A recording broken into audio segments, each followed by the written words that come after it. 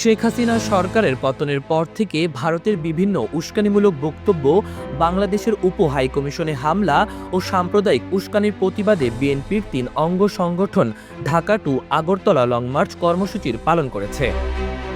বুধবার সকাল ৮টায় বিএনপির কেন্দ্রীয় কার্যালয় থেকে লং মার্চ শুরুর কথা থাকলেও ভোরবেলা থেকে নেতাকর্মীরা জড়ো হতে শুরু করেন। লং মার্চ কর্মসূচি সফল করতে ঢাকা মহানগর উত্তর ও দক্ষিণের ৩ সংগঠনের নেতাকর্মীদের পাশাপাশি সাধারণ মানুষও যোগ দেয়। স্বাধীন বাংলাদেশের ভূখণ্ডে ভারতের তাবেদারি ও আগ্রাসনী আচরণের বিরোধিতা করে স্লোগান দেন তারা। ছাত্র জনতার আন্দোলনের মুখে পালিয়ে যাওয়া শেখ হাসিনাকে ভারতে আশ্রয় দেওয়ারও প্রতিবাদ জানানো হয় এ সময়। লং মার্চ কর্মসূচির উদ্বোধন করে বিএনপি নেতাকর্মীরা বলেন, দেশের স্বাধীনতা সার্বভৌমত্বের প্রশ্নে কোনো ছাড় দেবে না বিএনপি। সব চক্রান্ত ঐক্যবদ্ধভাবে মোকাবেলা করার হুঁশিয়ারি দিয়েছেন তারা। ও আগ্রাসনের বিরুদ্ধে আগরতলা অভিমুখে বিএনপির ৩ অঙ্গ সংগঠন যুবদল, স্বেচ্ছাসেবক দল ও ছাত্রদল এ কর্মসূচি পালন করেছে। লং মার্চকে কেন্দ্র করে সকাল থেকে নয়াপল্টনে দলীয় কার্যালয়ের সামনে জড়ো হন এই ৩ অঙ্গ সংগঠনের নেতারা।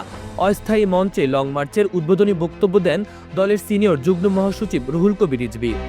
পরে সকাল ৯টার দিকে শুরু হয় লং মার্চ। এরপর সাইনবোর্ড, চিটাগং রোড, কাঁচপুর মোড়, তারাবো দিয়ে ভৈরব পৌঁছাবে লং মার্চ। এরপর ভৈরবে পথসভা করে আখাউড়া স্থলবন্দর অভিমুখে রওনা হবে। গন্তব্য হবে আখাউড়া সীমান্ত পর্যন্ত। লং মার্চ চলাকালে ভৈরব ও আখাউড়া স্থলবন্দরে হবে সমাপনী সমাবেশ।